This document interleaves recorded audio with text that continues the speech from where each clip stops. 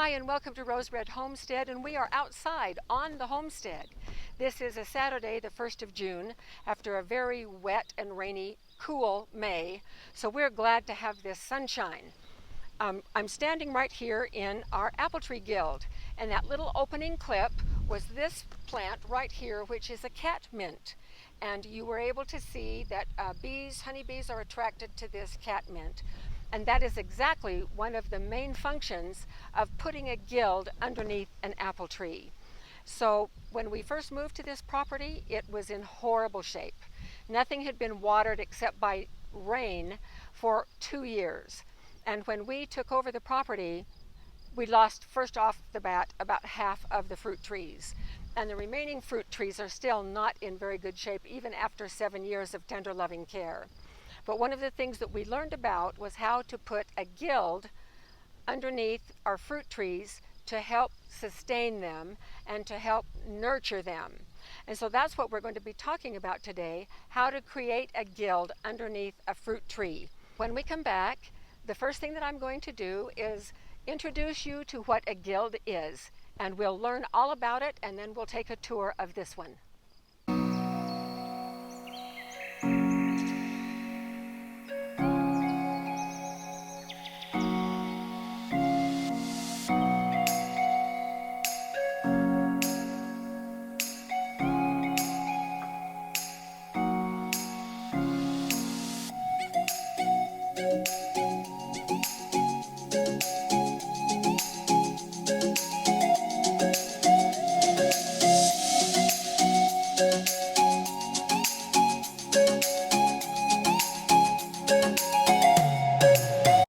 A guild comes out of the permaculture literature, and essentially all it is a collection of plants underneath an apple tree, and this little community, this little ecosystem, creates a habitat for beneficial insects and birds and other animals. And we can't forget the soil food web as well, which has become increasingly important as soil scientists have discovered some pretty amazing things over the past 20 years. And we'll be going into that a little bit as we proceed. But each one of these plants that you see in our guild provides a particular service to the ecosystem, this little mini ecosystem as well. Now we're going to walk over here to where I have listed what the jobs are that these various plants do. So for guild plants, and this is a particular apple tree guild, there are 6 jobs, and actually there are a lot more jobs. These are the main 6 that you'll see in the literature as you look in on Google and the internet for tree guilds. And each of these plants has one or more of these jobs. Suppressor. Now this means that they suppress weeds or they suppress grass coming in. And if you look right here, you'll notice that this guild is not in great shape. We've kind of neglected it. It's 7 years old, and I'll show you how we got started with it. But over the years, we've sort of neglected it, left it on its own, and the grass encroached way up there, so I've just pulled all this grass out. So I need some more good suppressors in this guild. We need a good guild needs attractors, and attractors are the type of plants that will attract beneficial insects such as pollinators. And even the little predatory wasp is one of the ones that I'm planting especially to attract, because we have now, the first 5 years that we lived here, we had no trouble with worms in our apples, but now the codling moths arrived 2 years ago, and so we need some repellers to repel those darn codling moths so that our apples won't be so wormy. So suppressors, attractors, repellers, mulchers. Now these plants are really important. These plants you can chop and drop, and you don't want to kill the plant, so you chop it above where the crown is so it will regrow. And then those leaves will act as mulchers, and very often mulchers are also associated with accumulators. Now one of the best accumulator mulchers is comfrey. Now in our guild I had I imagine I had about 7 comfrey plants, but we lost them, almost all of them, last year. But I found one the other day, and we'll walk over and check it out in just a minute.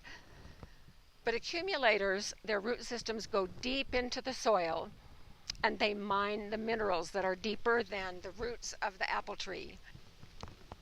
And then what they do is they send those minerals up through the plant system and into the leaves.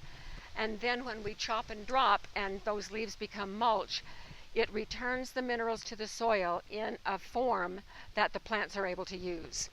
Then the last one is fixers. And we're all familiar with fixers. These are the nitrogen fixers. And they fix nitrogen in the soil. And it is pretty much the legume family that does this. Peas and beans, clover, and that sort of thing. Now the wind is blowing, so this is going to blow over. I think I'm just going to set it on the ground, and we're going to take a little tour of our guild, and I will show you some plants. All right, we're going to start right here. This is oregano. Yep, and it's beautiful. We've had a lot of rain this May, and so this big clump of oregano has really grown. And here's a companion clump as well. Oh, here's some salsify that's growing right up in the middle with some ladybugs on it eating aphids, so that's good. But oregano is a repeller, and it will repel the harmful insects. We have several clumps of catmint, the big beautiful purple flower here, and these will bloom almost all summer. It starts out big and full like this, and then it dwindles a little bit as the summer progresses, but it still is a lovely attractor of beneficial insects, particularly honeybees. Now, there used to be a peach tree standing right here where I'm standing. This is one of the ones that we lost, but we did have a small guild around this peach tree, which is now just kind of blending in with this Granny Smith apple tree.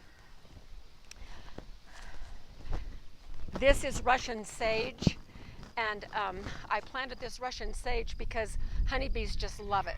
It will be in bloom in probably about a month, and it will just be loaded with bees. This is lemon balm. Lemon balm, oh, it smells so good. This is an herb. You can make great lemon tea with this, and it is also a repeller because of the smell. Now this little shrub is a goji berry, and we put this one in. Some of our other goji berries are a little bit larger, planted at the same time, and those attract birds. This feathery stuff, this beautiful feathery herb, is fennel, and there's a little baby coming right here. I'm going to be transplanting this baby over into another guild that we're starting. If you see these white buckets, you will notice that these are codling moth traps, because we don't like pesticides because of the bees, and so we're trying our best to get rid of codling moths naturally. This is a recipe I got from the Utah Extension Service, and it is just 1/4 of a cup of molasses, 2 cups of water, and 1/4 of a cup of yeast, and it will ferment and attract the moths, adult moths here. And this cardboard band at the bottom of the tree will stop the larvae from crawling up. They'll get inside that cardboard, and they will decide to form their chrysalis there, and then I'll just unwrap that and dispose of it, and that will get rid of a lot of them. Now, because we are wanting to do a really good job of building up our soil food web, which we did not really do when we first started this 7 years ago, we're kind of rethinking what we're doing, and so we're wanting to pretty much cover everything, have lots and lots of roots in the ground, so the mycorrhizal fungi can do its thing with all of these plants. Here's some chives right here, some that I just transplanted from a big clump. There's more chives here, and then here is another little lemon balm. And around here, we have some clover volunteers. And this is wonderful. This is going to be a nice little cover crop. It will also fix nitrogen in the soil. And then right behind this clover is sage. And sage is also a repeller.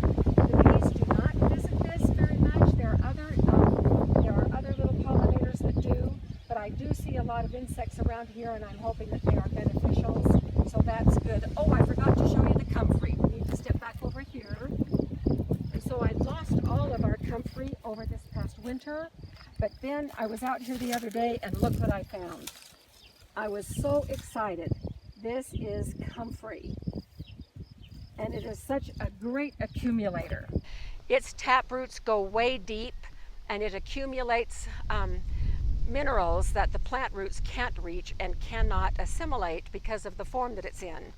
And so it will bring all those up and put them in their leaves, and then this shrub will get huge. I'm probably going to move that one more out here, and it will get huge, and then about 3 times a summer I will just come in and chop and drop those leaves and put the leaves around, and that serves as mulch and also releases the minerals in a form that the plants can then use.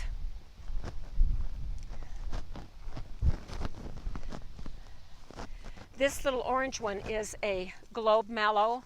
It is native, it grows wild everywhere here, and it's just pretty. I'm not sure what function it serves. You can see some of our Granny Smith apples coming right here on this branch.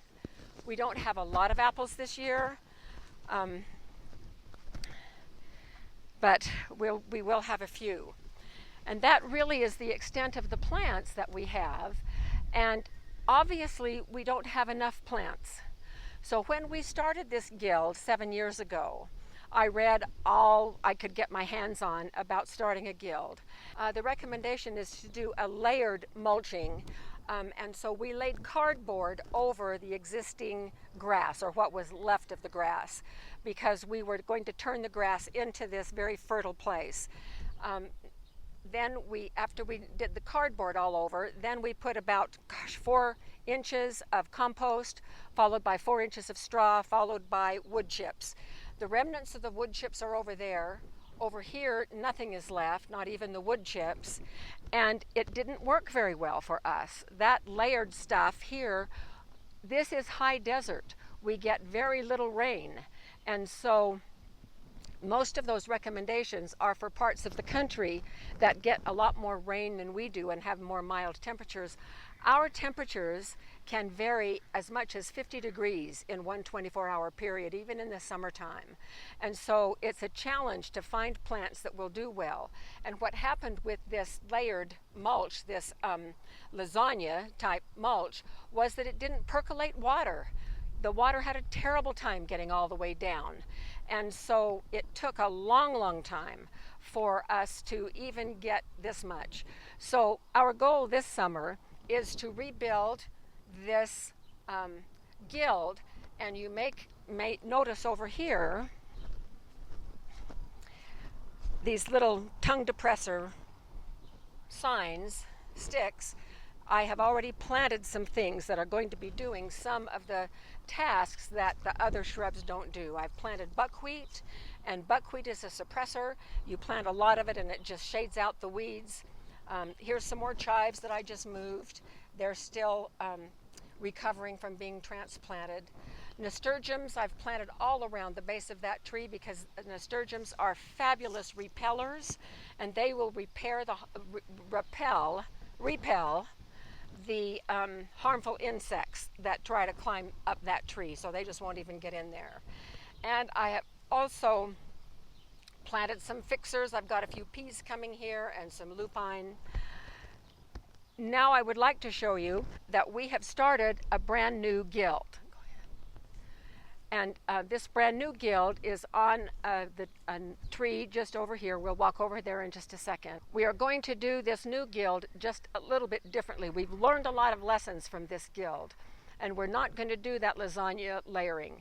I have learned some new techniques from someone else, and we're going to walk right over here and see what I've started as of this morning. We are not sure of the variety of this apple tree. It may be a Fuji, but this tree is my favorite apple tree of all the ones we have on our property. The apples are just fabulous.